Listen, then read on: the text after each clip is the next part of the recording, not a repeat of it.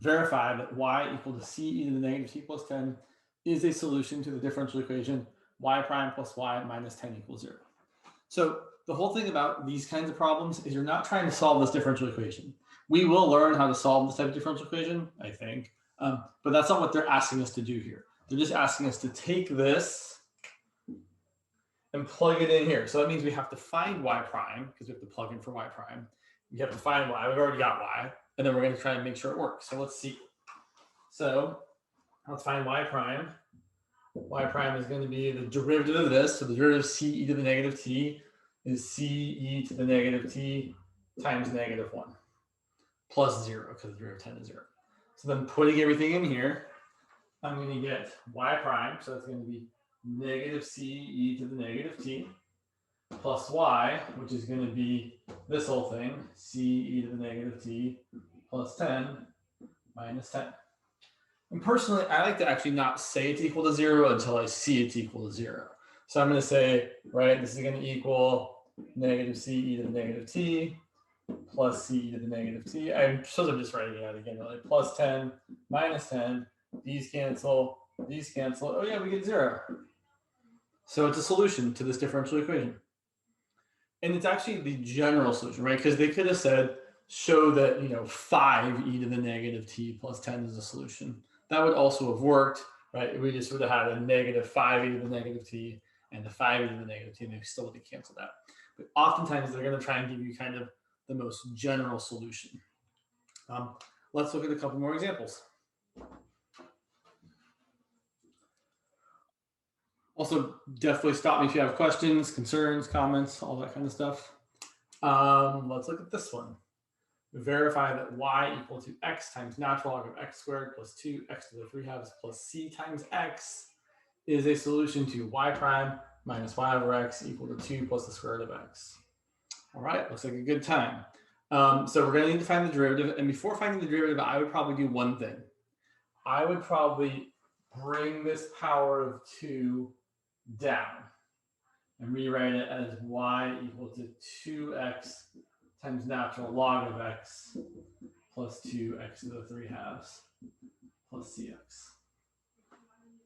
And then we're going to find the derivative. So y prime, so I'm going to use the product rule here. The derivative of this is going to be 2 times natural log of x plus 2x times the derivative of the natural log of x is 1 over x plus the derivative of 2x to the 3 halves is going to be 2 times 3 halves x to the 1 half plus the derivative of cx is going to be c. Let's simplify these things. This is going to be 2 natural log of x plus 2, because the x's cancel, plus 3x to the 1 half plus c. Okay, so here's what we're going to do.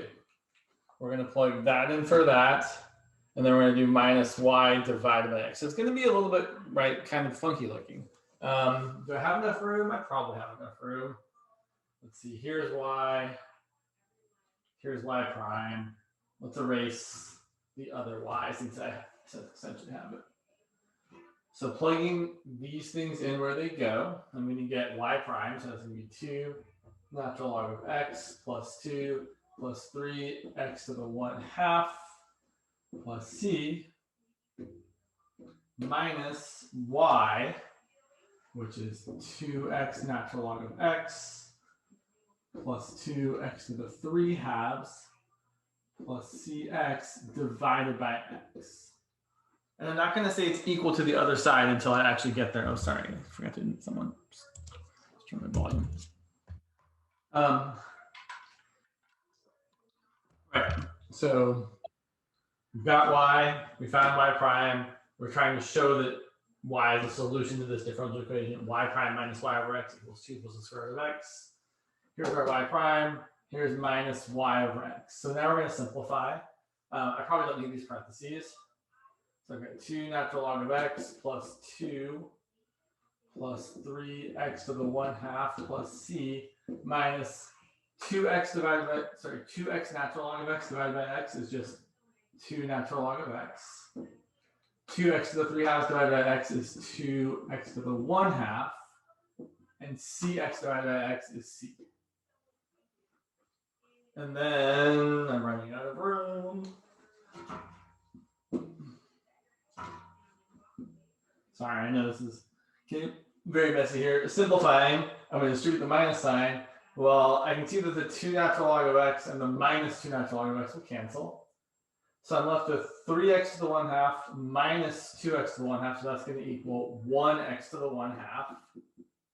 I've got a plus 2. I've dealt with this. I've dealt with this. Plus 2. And then the c and the minus c cancel out. And look, it's equal to what it was supposed to equal to. I found that y prime minus y divided by x equals 2 plus the square root of x. So it totally works. And they always should work, right? If someone is giving you a problem where it says verify this is a solution to this equation, it should work out when you do the work. Sometimes it can be more complicated than others. Let's see. I want to grab one here that has an initial condition. Sure. Let's look at a similar problem. It's a little bit different.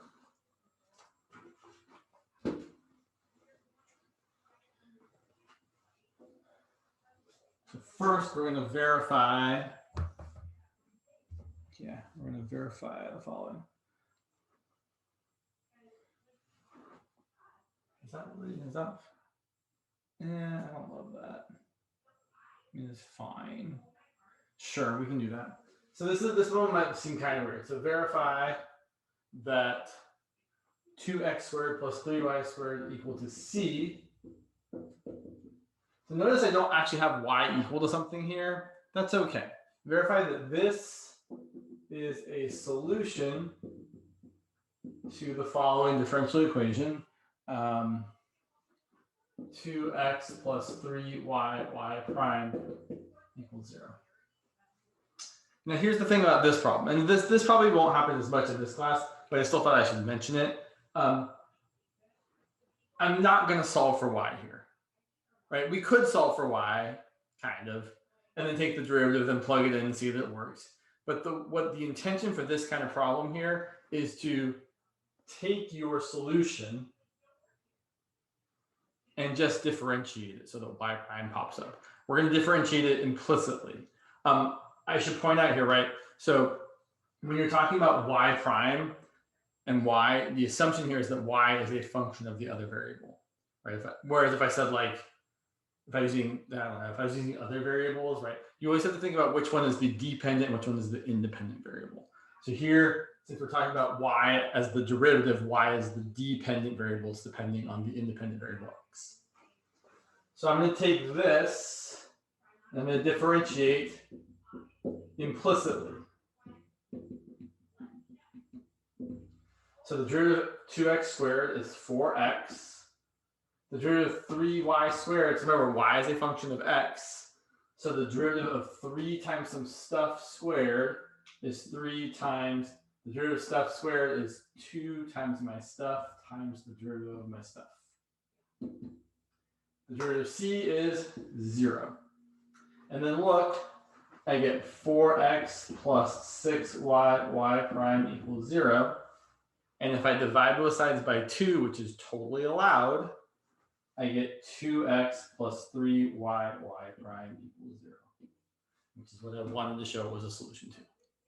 So if you have something that's not like, if you don't already have y isolated, sometimes it just makes sense to differentiate implicitly and then kind of see it's a solution. This is probably less likely to happen in this class, but still felt worth mentioning. The other part of this I wanted to address is, now that we've verified this is a solution, we also want to find c. So if we're given the initial conditions, what am I given here? I'm given the initial conditions. Sure. Y of 1 equal to 2, find c.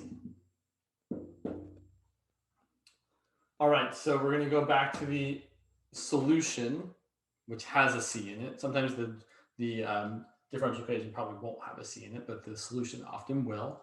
So we're going to plug in our initial conditions and solve for c. This is really straightforward in this problem. You just have to be extra careful, make sure you pick the right thing for x and the right thing for y. So if I'm saying y of 1 equals 2, it means x is 1 and y is equal to 2. So I'm going to plug in 1 for x and 2 for y. Easy enough. So in this case, 2 plus 3 times 4 is going to be 14. So that would be our c value. And then you can say that 2x squared plus 3y squared equal to 14 is the particular solution to this differential equation with this differential equation with this initial condition. Long story kind of short, if they're giving you an initial condition, meaning you know an input and an output, the intention behind that is that you are supposed to find what the constant is. So if you ever see them giving you like y of 0 equals 5 or x of 0 equals 7, you should be thinking, oh, that means I have to find the constant. That's almost always what that means. I can't think of a time when it's not what that means. Should we do more of these, or should we move on to talking about finding solutions? You guys want to see a couple more? It's okay if the answer is no.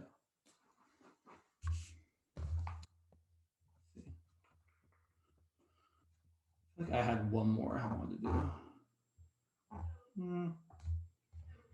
No, there's a bunch of these in here that have like, okay, yeah. Well, let's do 1 or 2 more.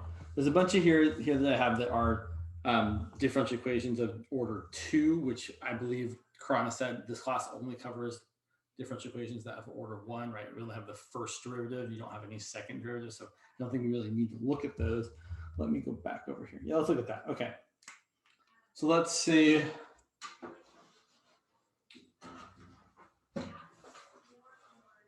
Yeah. Let's look at a little bit more of a normal problem. Let's look at these two, and then we will move on to solving some differential equations, which I have definitely written down some examples of. Yeah. Let's say, yeah, let's look at these ones here.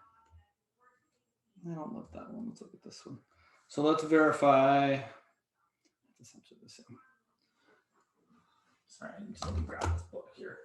Let's do this one, which isn't too terrible. So show that. Why don't you guys try this one actually? To show that y equal to cx squared minus 3x is a solution to xy prime minus 3x minus 2. Let me just write it this way. I'm going to change that. Xy prime equals 3x plus 2y. I want you guys to try this one. So here's what I want you to do.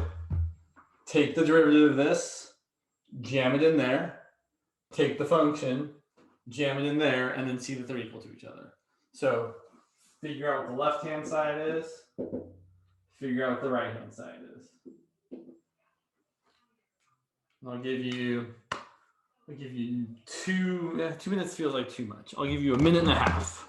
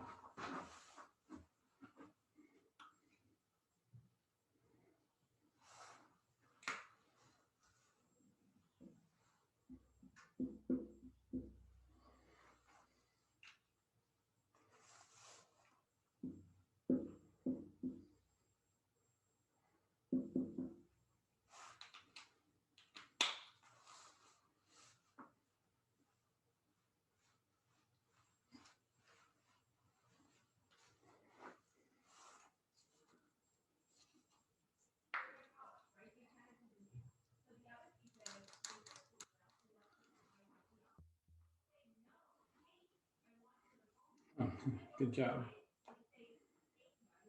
You know, you shouldn't accidentally set a timer for 59 minutes instead of 59 seconds. It's been a little more than a minute, or close to a minute and a half. Yeah, good job. We've been waiting a long time if I hadn't checked. Also, totally off topic. Me doing this reminded me of a really great video that I used to watch often. Ben Folds doing, oh God, what was it? What was the thing? Chat roulette. You guys remember chat roulette? Kind of, maybe. Maybe you're too young for chat roulette. There was this thing called chat roulette, which was terrible. But he would, in concert, do chat roulette. And so then you would see like people would be like on chat roulette, and all of a sudden there's like a crowd of people, and they're like, "Oh my God, I'm on this." It's amusing. You should look for the Ben Folds chat roulette video. It's worth a watch. Maybe I'll find it and post it. It's not inappropriate to post, so I might find that for you guys if I remember to do it. Anyway, back to class. So left hand side here, we're going to find xy prime. So xy prime is going to be x times, I'm just going to take y prime here. So y prime is going to be c times 2x minus 3. So I'm going to get c times 2x squared minus 3x. Okay, let's see, is that equal to the right-hand side? So the right-hand side is 3x plus 2y, which is 3x plus 2 times y, which is looking like 3x plus 2 times cx squared minus 6x. And yeah, that's going to work out. That's going to be 2 times cx squared. 3x minus 6x is minus 3x. And these match up. So we're good to go. So I think that's more of the process that Karana was kind of talking about, where if you've got an equation like this, work with the left-hand side, work with the right-hand side until you can see that they're equal to each other. I also threw in an initial condition just for fun. So if we want to if we have an initial condition like this, let's find C. So again, you're always plugging in the initial condition to the solution, not to the differential equation, right? There's no C to find here. Also, we don't know what y prime actually is. I mean, well, yeah. So if I plug in y of 1 equal to 8, I'm going to have 8 equal to C times 1 squared minus 3 times 1. So C is going to equal 11.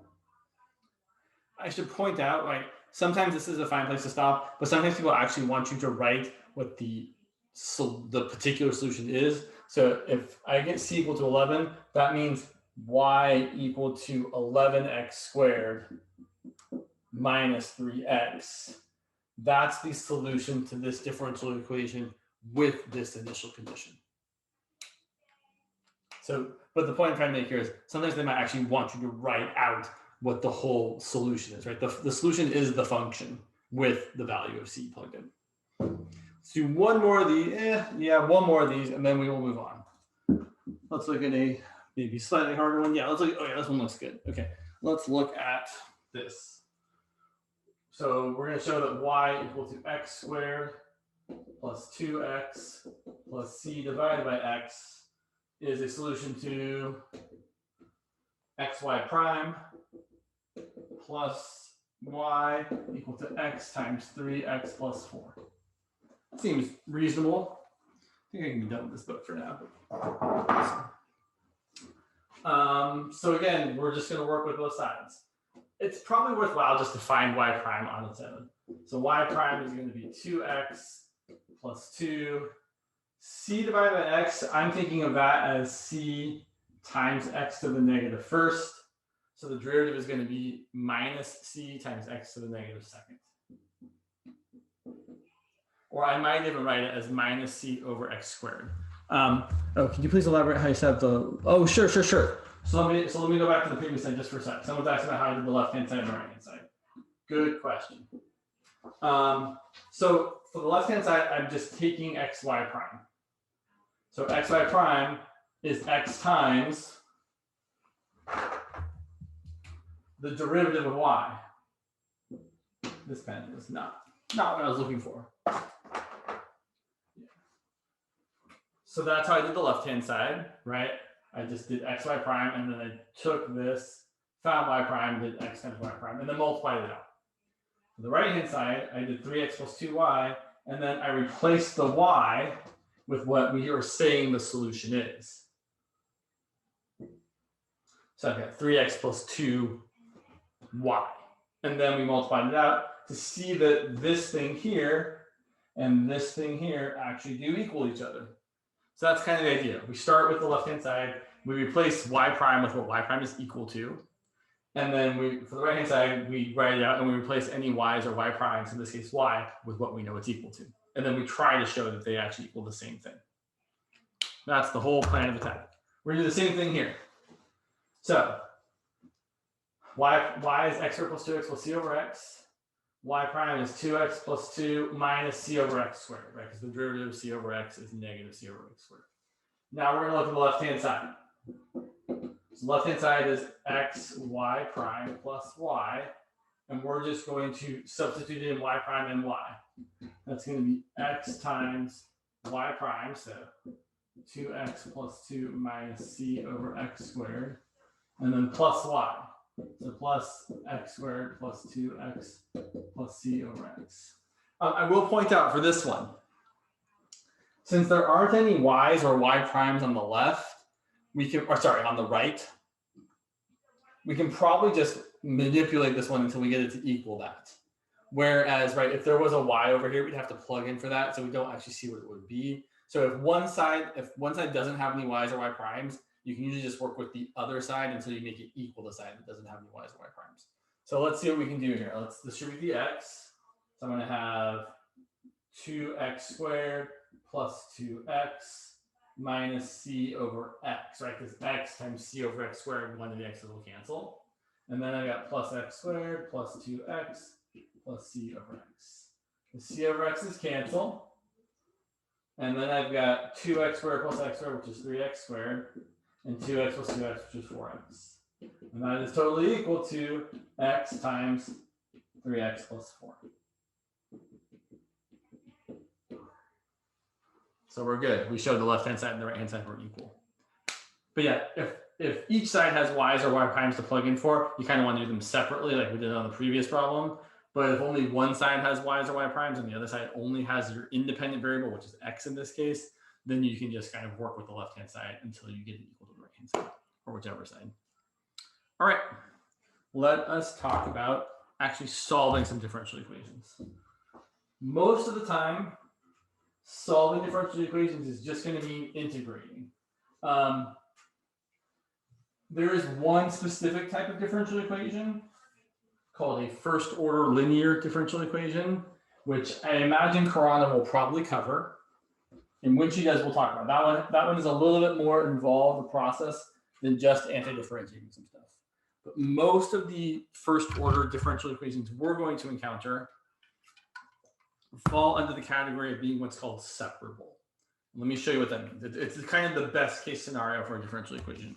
So let's look at something like, I don't know, let's look at dy dx equal to, I kind of want to start with an easier one. Let me start with an easier one. 7 times 9 minus x. Okay. This is just anti-differentiation. All we're going to do is we're going to anti-differentiate both sides. So typically the way I saw her do it, she kind of did this. She said, I'm just going to take the antiderivative like that of both sides with respect to x, right? Your antidifferential with respect to x. This would be a pure time. I don't really think you don't really need to know, like, is it pure time? Is it autonomous? Is it non-autonomous? Those words, although, I mean, they do have meaning, they're not that important. They are important, but they're not that important. This one is pure time, right? Because you've got the derivative equal to just something that is a function of the independent variable. So we can just integrate this. Now, here's what I actually usually do. Instead of just saying I'm going to put a dx on both sides and kind of integrate both sides, I'm going to imagine this dx coming up over here. So that I'm really writing this as dy equal to 7 times 9 minus x dx. And then I'm integrating both sides of that. I feel like that's going to be better for everybody. And the reason why that's going to be better for everybody is that's going to reinforce the fact that all of the y's have to be on the left, or more generally, all of the things on top have to stay on that side, and all of the variables that are on the bottom have to be on the other side. So if there were multiple y's and x's, and this was my equation, all the y's would have to be on the left, all the x's would have to go to the right. It's going to be more clear when we do the next example. But let's finish this example. So it's the same thing either way. The integral of dy dx is just y, or the integral of 1 dy is just y, right? There's a 1 there. Either way, you get y. And then the other side, you actually have to do the anti-differentiation, right? So I'm going to pull the constant 7 out in front. And the antiderivative of 9 is 9x. The antiderivative of x is x squared over 2 plus c. So this differential equation, which is really just an anti-differentiation problem, has a solution that is y equal to 7 times 9x minus x squared over 2 plus c. Because the derivative dy dx is exactly equal to 7 times 9 minus x. Let's look at a very similar looking problem that is actually very different.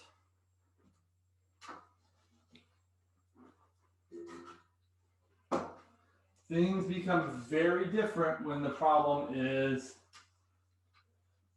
autonomous instead of pure time.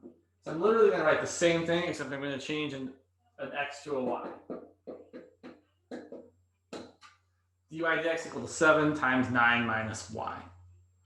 All right, so here's where what I was saying actually becomes more important. If I've got dy dx, if I've got dy dx on the left, basically whatever's on top, that variable has to stay on that side. Meaning I need all the y's on the left. I need all the x's on the right.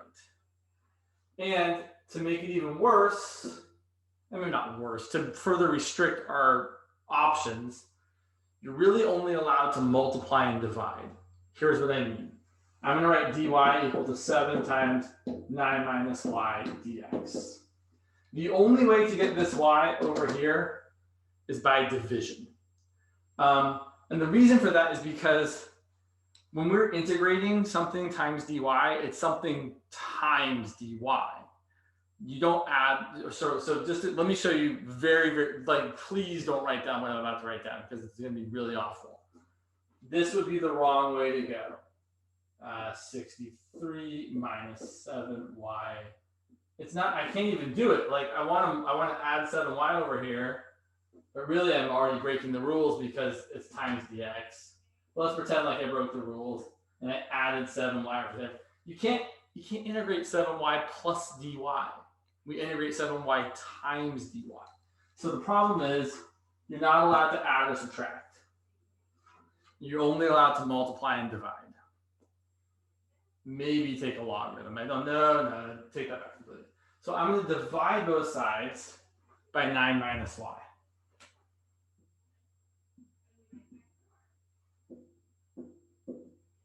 So here's what I've got. I've got 1 over 9 minus y dy. Or you can write dy over 9 minus y. Either way is fine. Equal to 7 dx. And now that all the y's are on the left and all the x's are on the right, we're going to integrate both sides. This is another example of being separable. Separable just means you're able to do this, that you're able to bring all of one variable to the left and all of the other variable to the right. There are examples where we can't do this, but most of the time we'll be able to do this. So now we're going to integrate both sides. The integral of 1 over 9 minus y is almost, but not quite, the natural log of the absolute value of 9 minus y. But I'm off by a little bit because the derivative of this would be 1 over the stuff times the derivative of the stuff. And 1 over 9 minus y times the derivative of 9 minus y would give you a negative 1. So I actually need a negative over here. And then the integral of 7 is 7x. And since we're going to be usually solving for y, we always put the plus c on the side that y isn't on. So you could stop here and yeah, but we should probably talk about solving this. So if we're going to solve this, here's what we're going to do. We're going to multiply both sides by -1. So the natural log of the absolute value of 9 minus y equals -7x. Watch this. Yeah, I wrote plus c. Why did I write plus c? Because mathematicians are lazy. Because multiplying a constant by -1, yes, it changes the value, but it's still a constant. If people want to be a little bit less lazy, but still lazy, people often say, okay, this is a constant. I'm going to call it C1. And this constant over here is still a constant, but it's different than C1 because we multiplied it by a negative. People do that stuff all the time. It's not a huge deal, but be prepared. Like you're going to see people be like, oh yeah, a constant. If you add to a constant, like if there was like a +3 on both sides and it added and it subtracted 3 over here, or if there was like a +3 over here and it subtracted 3, I would still say this was a constant because a constant minus 3 is still a constant. So just be prepared that people are going to be like, oh yeah, the constant, it's still a constant. So we're going to call it the same thing, even though it's slightly different. To solve this, we would exponentiate both sides. So e to the this equals e to the this. So then we've got the, I'm going to write it up here because I'm out of room. We've got the absolute value of 9 minus y equal to e to the -7x plus c2. Now here's the other thing people do with this. We're going to break this up. This is e to the -7x times e to the c2. And then e to a constant is a constant. So we're going to call this a new constant. Usually we end up calling it a for some reason instead of c. So I'm going to say that the absolute value of 9 minus y is equal to a times e to the -7x. We end up dropping the absolute values. There's a little bit of explaining that needs to happen there usually, but I'm going to skip over that for now. The idea basically is that, well, here's the idea actually. 9 minus y has to equal plus or minus all of this. Well, that plus or minus can get absorbed by the constant. So that we're saying whatever it is, if it's plus or minus, we'll deal with that when we figure out what the constant is there. So we end up getting, sorry, I know I'm like way out of room. I apologize. Sorry. Anyway, sorry. Solving for y, I'm going to just say 9 minus y equals a e to the -7x. I'm going to, say minus y equals -9 plus a e to the -7x. And then multiply both sides by -1 to get y equal to +9 minus a e to the -7x. Yeah, we do need the negative there. I know it's silly, but we do. Okay, so something to be aware of here is a lot of differential equations, after you've integrated both sides, still have a lot of work to do to solve for the function y. So be aware of that. There is, it's not kind of short. And this is, this problem is almost literally exactly the same as one of your homework problems. Like I think I changed a number or two, but this is a homework problem. I don't remember exactly what I believe the problem was just to solve it, meaning to find what y is equal to. I might be, let me actually look now because I think I still have this up. Let me double check that I'm not like exaggerating something crazily. I don't think I am, but it's good to know. Where'd you go here? Yeah, this is like, no, yeah, totally. So this is problem like 2. Oh, and they actually also give you different. Okay, cool. So yeah. Oh, all right. Yeah, we should talk about that part of it. So,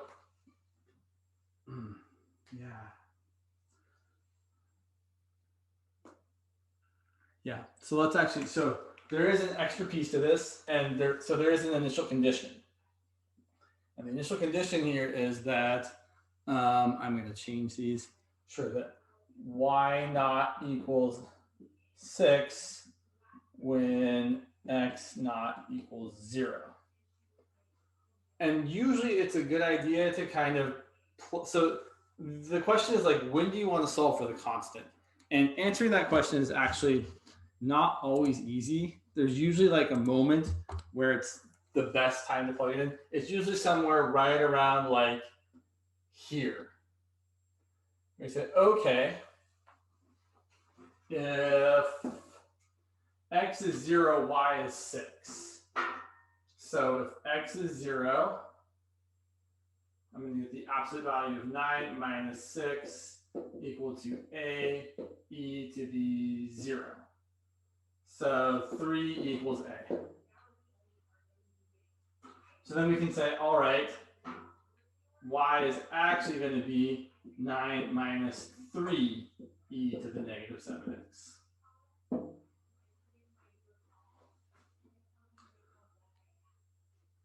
I will mention, because I've always found it a little bit challenging, usually these ones where you end up having like a natural log of an absolute value, I feel like those ones are kind of, they can kind of be the hardest ones because you have to, there's this absolute value thing that I would encourage you all to kind of just ignore because it usually goes away once you've dealt with everything.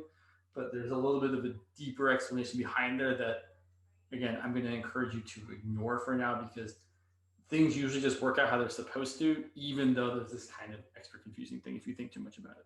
So yeah, let's do another example.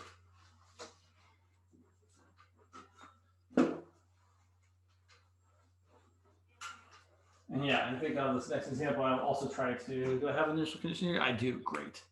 So let's solve this one. Let's solve dy dt equal to 6y plus 2.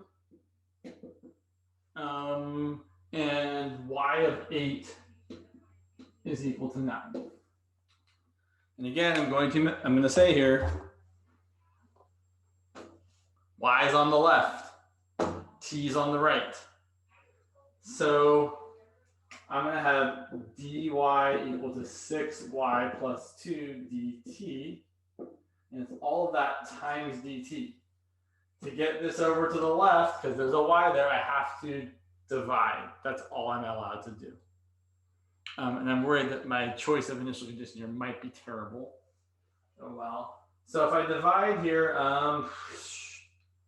so you could, if you wanted to, I would just do this. I would probably do dy over 6y plus 2 equals 1 dt. But some people might choose to like instead say, I'm going to factor out a 2 first and say dy equals 2 times 3y plus 1 dt, and then dy over 3y plus 1 equals 2 dt. It's really the same difference. It doesn't matter which way you choose to do it. Your answer is still going to turn out the same, but people will do different things. I do kind of like to leave something other than 1 over here if I can, so let's do it this way. All right, so integrating, let's do it that way. I thought this one was going to be different, but it's not. So integrating 1 over 3y plus 1 dy equal to 2 integral 2 dt. This is going to give you the natural log of the absolute value of 3y plus 1. And I definitely made a poor choice for my initial conditions. I'm probably going to change that just to make it so our lives don't suck. Maybe I won't. We can deal with it. So, right, the integral of 1 over 3y plus 1 is natural log of absolute value 3y plus 1 times a third. Right, to account for that 3 we would get if we differentiated, equal to the integral of this is 2t plus c. Okay, let's solve for y. Multiply both sides by 3. So the natural log of the absolute value of 3y plus 1 equals 6t plus c. Not 3c, just c. And then exponentiate both sides. So e to the natural log of this is going to be just that, equals e to the 6t times e to the c. And we're just going to call e to the c a new constant. I usually call it capital A.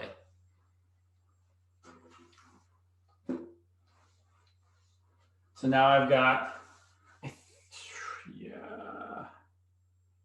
So I would encourage you at this point just to drop the absolute values. It's going to work out. We just have to be fine about it. So 3y plus 1 equals a e to the 6t. And I think now is the time we want to find a. So I'm going to plug in 8 for t and 9 for y.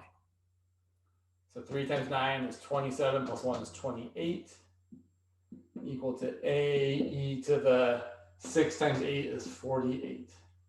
So a is going to equal 28 over e to the 48. It's not nice. It's really kind of a disgustingly small number, but that's okay. So then going back to this, solving for y, 3y plus 1 equals this, 28 over e to the 48 times e to the 6t. And then subtract 1, divide by 3. So 3y equals 28 over e to the 48, e to the 6t, minus 1. And then y equals 28 over 3 e to the 48, e to the 6t, minus 1/3. Sometimes these aren't fun, but they're not totally awful. I kind of wanted to do one that wasn't so heinous. Yeah, we got time. And then I'll try and do a phase plot for you guys as well. I feel like, so I was watching her lecture today. I think she did a very good job of explaining how the stability and instability works. So if you didn't catch her lecture today, I would really encourage you all to watch it, because I think she definitely explained how to see something was a stable equilibrium or an unstable equilibrium was very good, and definitely something you're going to be doing a lot of. So let's look at something like this. Let's say we have, no, I don't want to do that. I'm going to do something different. Let's say we have just something not exciting at all, like dy dx equal to, I can do that, sure. How about y squared times x plus 2 with an initial condition of y of 1 equal to 5. This one is going to be not as terrible, I think. Also, actually, let me show you. Let me change this. I'm not really going to change it, but let me change it. So here's the same problem. It just looks a little different. So if someone gave you that, and I should point out, so we've been doing all these problems that are separable. For a differential equation to be separable, the derivative has to be able to equal something that's just a function of x times just a function of y, or more generally, just a function of the top variable times just a function of the bottom variable, which all of these were, right? I mean, there are no t's here, so this is clearly a function of y times there is no function of t to multiply by, or you could say it's 1. Here, I've tried to hide the fact that it's still separable by multiplying it out. But if we factor, we can totally see that it is separable. Right? You can write this as dy dx equal to y squared times x plus 2. Function of y, function of x. And that's when you then bring the y's to one side and the x to the other. I should also mention, I suppose, this is a non-autonomous differential equation, because you've got dy dx depending on both y and x. Again, it doesn't really matter, but good to know the language. So then we're going to have divide by y squared, bring dx over there. So dy over y squared equals x plus 2 dx. And then we integrate both sides. This is y to the negative second. The integral is y to the negative first over negative 1. Or as I usually prefer to write it, it's going to be negative 1 over y. But that is the same as y to the negative first divided by negative 1. On the right-hand side, we have x squared over 2 plus 2x plus c. I don't know. So let's pretend like we didn't realize there was an initial condition yet. Like, we can probably solve for c right now. I'm going to wait till the end. Usually it makes sense to wait till the end, but not always. So let's solve for y. So first, let's multiply this as a -1. So I'm going to have 1 over y equal to -x² / 2 minus 2x plus c. We can call them different c's if you really want. And then, so here's where people will definitely make a mistake. I've seen way too many students in the past say that y was equal to -2 over x² minus 1 over 2x plus 1 over c2. If we're taking the reciprocal, we can't take the reciprocal of each part individually. We have to take the reciprocal of the entire thing. So we can say that y is equal to 1 over -x² over 2 minus 2x plus c. And then we can plug in our initial conditions and solve for c. So y of 1 equals 5. So 5 for y and 1 over -1/2 minus 2. So here is an example of I probably waited too long to actually find c, right? I can certainly do it here, but this seems silly. It definitely would have made more sense to do it right here, where c is already in the numerator. So let's actually, even though we could do this, let's not. Let's instead say, I'm going to use this instead and be like, okay, well, if y is 5, 1/5 is equal to -1/2 minus 2 plus c. So solving for c, c is going to equal 2 plus 1/2 plus 1/5. Let's see. So 10 is our common denominator. It's going to be 2/10 plus 5/10 plus 20/10. That's 27/10. And that's going to go in right there. So our final answer would be y equal to 1 over -x² over 2 minus 2x plus 27/10. We could probably do a little bit of simplifying, like maybe multiply the top and bottom by 10 just to make it so you don't have fractions and fractions, but it's not really super duper important. Yeah, okay.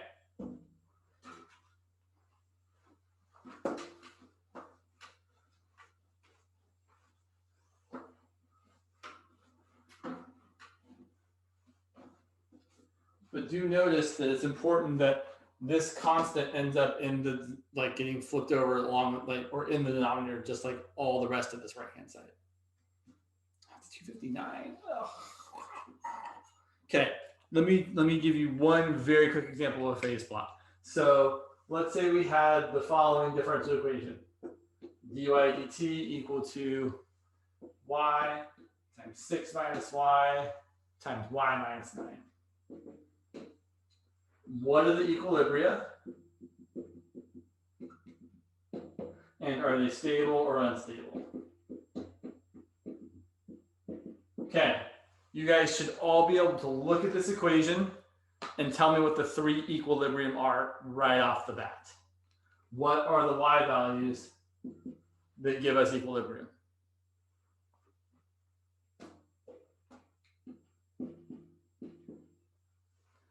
They're the values that make the derivative 0, right? Because we are in equilibrium when we are not changing, and we're not changing when the derivative is 0.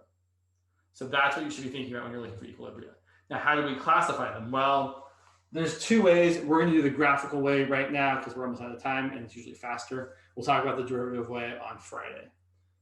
So we're graphing, but we're graphing y on the x-axis and dy dt, which we often call g of y, on the y-axis. So this is our function, right? This is g of y. It's got intercepts at 0, at 6, and at 9. And basically, we just want to know if it's above or below. So pick something between 0 and 6, like 1, and plug it in. Plug in y equal to 1, you get 1 times 5 times -8, which is a negative number. So it's down there. So then it's going to do this kind of deal.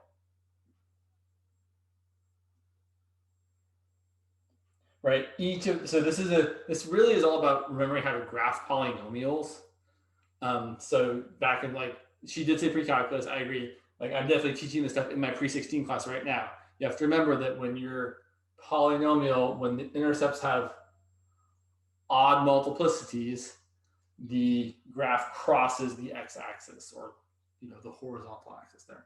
And then this point here is a point of stability, because on the left side, the derivative is positive, right? So again, remember, I'm not looking at the slope of the tangent line at all. I'm just saying the derivative are the vertical values. Here, the derivative is positive, so the y's are going this way. Over here, the derivative is negative, so the y's are going this way.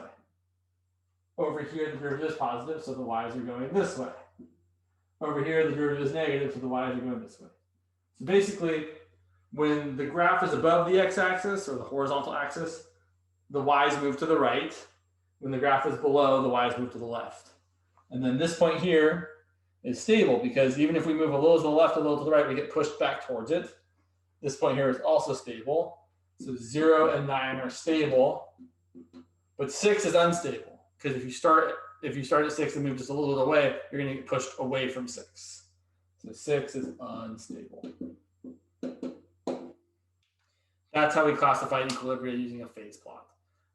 This is nice when you can draw it, but when the functions get more complicated, it's going to be really useful to be able to look at the derivative of this. And so actually I'm going to make the connection right now, even though she said it in class. It should also be really clear that at this point of stability, when we go from a positive derivative to a negative derivative, that the derivative of this derivative is negative, right? Like we're seeing, oh yeah, the slope of the tangent line here is definitely negative. So if, right there, your g prime is negative. So when g prime, which is the derivative of this differential equation, is negative, at an equilibrium, you have stability.